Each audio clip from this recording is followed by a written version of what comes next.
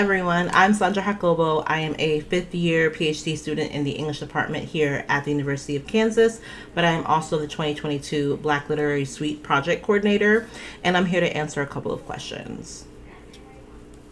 So for the 10th biannual Black Literary Suite, the theme is Afro-Latinx writing. And it's significant for HBW because this is the first time that there is an exhibit solely focusing on Latinx peoples who are Black. And it's also like another way of us looking at Black writing across the diaspora. But for me, it's a really important project because it connects really closely to my own research. I actually am very interested in Afro-Caribbean women's writing, and in my dissertation, I am going to be writing about Afro-Caribbean writers in speculative fiction. So I definitely have a lot of crisscross with a lot of the authors being featured here, some of the scholars being mentioned in the resource list that will be available on the HBW website. So this project is extremely important to me as well. So were there any other authors that I wanted to include in the 2022 exhibit? You know, of course I wanted to include a lot of authors, but my dreams were way too big for the budget. But I was fortunate enough to work with Dr. Vanessa K. Valdez and Dr. Dawn Duke. One of those professors did a podcast with me, and the other did an in-person / virtual event, which went really, really well. So I'm thankful for that. But in my mind, I was hoping to work and do kind of like a multi-speaker event, or even an additional virtual event where I would have someone who maybe didn't have to travel all the way to KU, but would just talk a bit about the field. So the people that I was thinking about for that were Dr. Marta Moreno Vega, Dr. Silvio Torres Salon, and I also thought about a previous assistant professor in the Spanish department at KU, Dr. Omari Zamora, and also Dr. Yomaida Figueroa Vasquez. Both of them are not newer scholars in the field. They've been around for a bit, but they are newer in the sense of they haven't been around as long as Dr. Marta Moreno Vega and Dr. Silvio Torres Salon. So they would have been a good addition as well, because they would have been talking about it from a different perspective, especially because it's a field that has already been kind of established by the time they entered, but they are continuing to add new conversation scholarship to the research area. So I definitely had that in mind. There wasn't really a difficult topic for me to cover in BLS because I really actually enjoyed a lot of it. I think for me, it was just a lot of different steps that needed to be taken. But other than that, all the topics that were covered were interesting and exciting for me. And I would love to see BLS just focus completely and solely on Haiti. I think that in this project of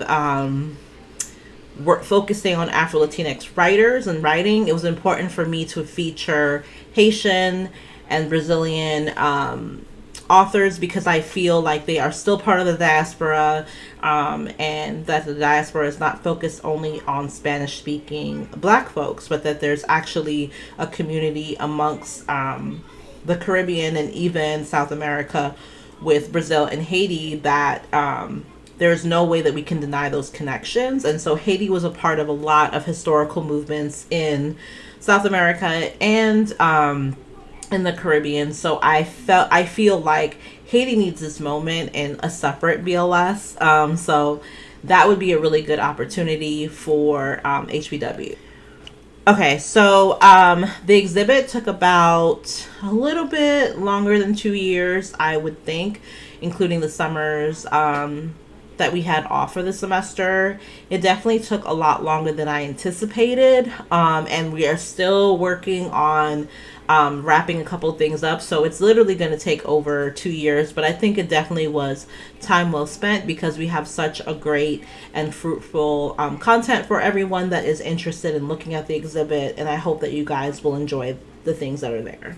So, what's really special about this exhibit is that it is, I wouldn't say it's maybe the first time, because I believe that HBW has featured authors like Edwidge Danticat, and others, right? Because Edwidge Danticat is in a lot of conversations with African American women's writing, even though she is Haitian.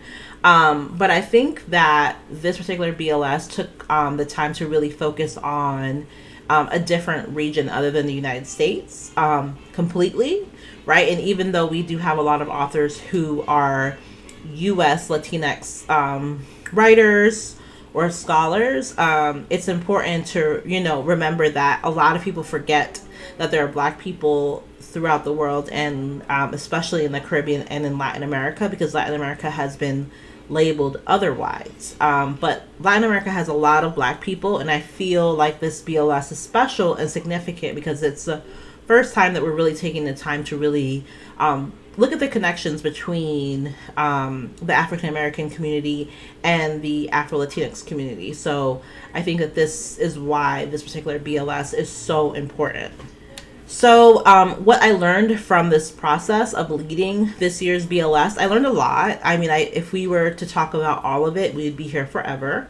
So I'm going to try to keep it short. But I definitely learned how to plan bigger events. I've always planned smaller events on campus, so it really gave me a taste of making a proposal, reaching out to different people for different functions, needing a room, needing food, needing all of those things to make an event successful.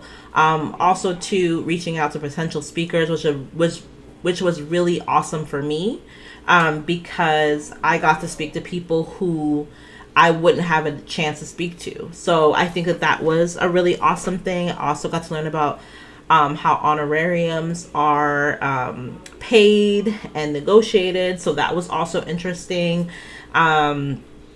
I also took some time outside of HBW to actually learn how to create a podcast. So another thing that I learned was creating a podcast, and how I see these skills transferring or being applicable in future endeavors is just, I'll just talk about the podcast, but the podcast itself, creating one, editing one, the ideation, all of the things that come together to make a podcast. I learned how to do that from scratch. And this particular project gave me the opportunity to really lean in on that. And I think that podcasts are an opportunity for scholars to bring their work to the public, right? And they've been doing that for years, right? And so I feel like this is an opportunity to make our exhibit last longer than it would have if it was only available to the academic community. Maybe there are people who are not in academia who want to learn about these things. So I think it's a good skill to learn in order to make your work more accessible. And I see myself incorporating digital projects into my classroom, such as these, right? Creating an exhibit, creating a podcast. But I also see creating a podcast and all those skills from that, a way for me to extend my dissertation work, a way for me to publish my own work in a different way. Because I really find it important to make sure that our work reaches the people that we are studying. And so if I am studying Afro-Caribbean women and they're writing, they won't always have access to, scholar works or the library and all those things. So I feel like this is an opportunity to make my work accessible to everyone from all walks of life.